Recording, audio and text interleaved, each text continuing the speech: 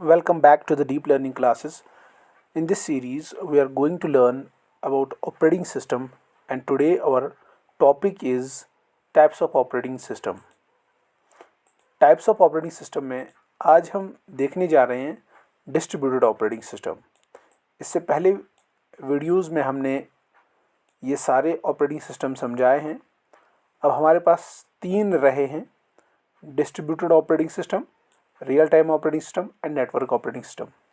अगर आपने वो वीडियोस नहीं देखे हैं तो पहले आप वो वीडियो देख लीजिए, फिर आप यहाँ पे आ जाइए डिस्ट्रीब्यूटेड ऑपरेटिंग सिस्टम को समझने के लिए. तो चलिए स्टार्ट करते हैं. डिस्ट्रीब्यूटेड ऑपरेटिंग सिस्टम एक ऐसा ऑपरेटिंग सिस्टम है जिसमें एक नहीं बल्कि बहुत सारे सिस्टम होते हैं. Computer system, several computer systems होते हैं जो कनेक्टेड होते हैं एक दूसरे से विद ए कम्युनिकेशन चैनल. यानी एक कम्युनिकेशन चैनल होती है जिस चैनल के ज़रिए से ये एक दूसरे से जुड़े हुए होते हैं. और इन हर किसी सिस्टम के पास अपना प्रोसेसर होता है, अपनी मेमोरी होती है. जैसे आप इमेज में देख सकते हो, ये हमारे पास एक सिस्टम है, ये हमारे पास दूसरा सिस्टम है, ये हमारे पास तीसरा सिस्टम है, ये हमारे पास चौथा सिस्टम है और ये हमारे पास पांचवा सिस्टम है. सो इस डायग्राम में 5 सिस्टम दिए गए हैं और हर किसी के पास अपना प्रोसेसर यानी सीपीयू और अपनी मेमोरी है. ठीक है. और आपस में ये जुड़े हुए हैं, सब जुड़े हुए हैं ऑपरेटिंग सिस्टम के साथ. और ऑपरेटिंग सिस्टम से लेके एक चैनल है, यानी हर कोई सिस्टम एक चैनल से एक दूसरे सिस्टम के साथ जुड़ा हुआ है. ये चैनल क्या होती है? ये एक हाई स्पीड बस हो सकती है या हमारा एक सिंपल टेलीफोन लाइन हो सकती है. ठीक है. ये इस ज़रिए से कनेक्टेड होती है और ऐसा लगता है ये एक टीम है. सो ये कंसिडर किया जाता है पूरा एक यूनिट. ये सारे अलग अलग काम करते हैं लेकिन काम ऐसे करते हैं कि हमें लगता है एक ही यूनिट है. तो कभी कभार ऐसे सिस्टम को, ऐसे डिस्ट्रीब्यूटेड सिस्टम को लूजली कपल्ड सिस्टम के नाम से भी जानते हैं. तो इसके जो हर कोई सिस्टम जो इसका अलग अलग है, इसको कभी कभार नोड के नाम से भी जानते हैं. जैसे हमने यहाँ पहले बताया ये एक सिस्टम है, ये दूसरा सिस्टम है, ये तीसरा, चौथा, पांचवा. तो इस डायग्राम में 5 सिस्टम हमने बताए, 5 कंप्यूटर सिस्टम. तो हम कह सकते हैं कि इस इमेज में 5 नोड्स हैं. So there are 5 nodes in this diagram. Okay.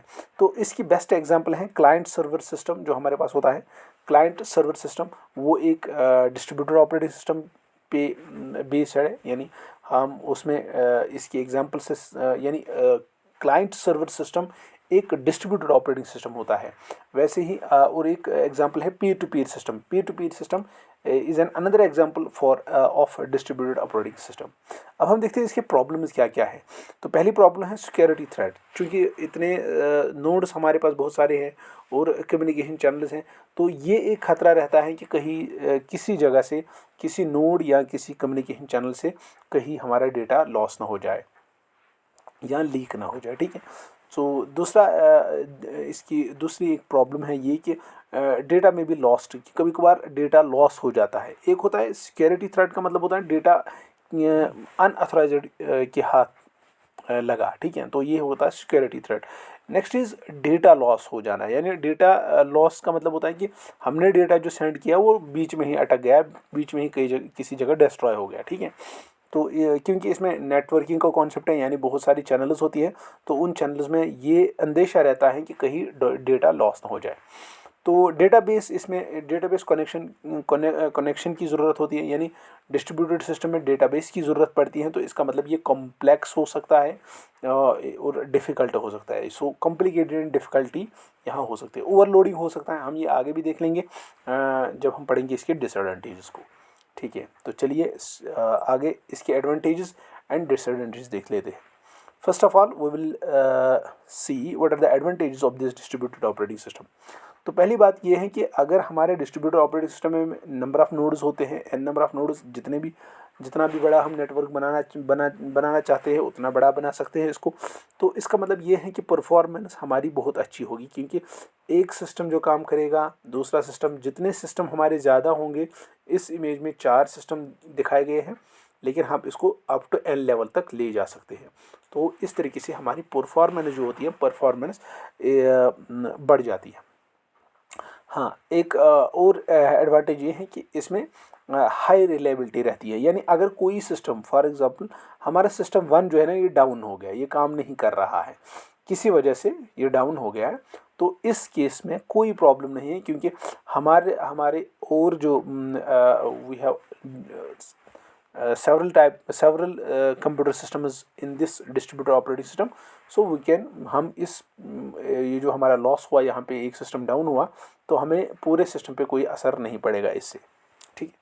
सो इसका मतलब है हाई रिलायबिलिटी। नेक्स्ट इज कि हमारा अगर सोर्सेज ऐड करने होंगे, रिसोर्सेज अगर ऐड करने होंगे इस डिस्ट्रीब्यूटर ऑपरेटिंग सिस्टम में, यानी इस यूनिट में, तो ये कोई मसला नहीं है, हम इजीली इसमें ऐड कर सकते हैं, ठीक है। जैसे फॉर एग्जांपल हमने कोई प्रिंटर इसमें ऐड करना है, हमने कोई रिसोर्स इसमें ऐड करना है, ठीक है, तो इजीली हम कर सकते हैं, और वो सारे के सारे सिस्टम जो इसमें होंगे वो उसको एक्सेस कर पाएंगे। नेक्स्ट इज़ जो वैसे हमने ये किया, हाँ, जो हमारे रिसोर्सेज हैं, रिसोर्सेज जो भी होंगे वो शेयर्ड हो जाएंगे, यानी कोई भी सिस्टम जो हमारे इस यूनिट का हिस्सा होगा वो उसको इस्तेमाल कर सकता है। एक ही प्रिंटर है तो उसको n नंबर ऑफ़ नोड्स जो है उसको यूज़ कर सकते हैं, तो ये इसकी और एक एडवांटेज है।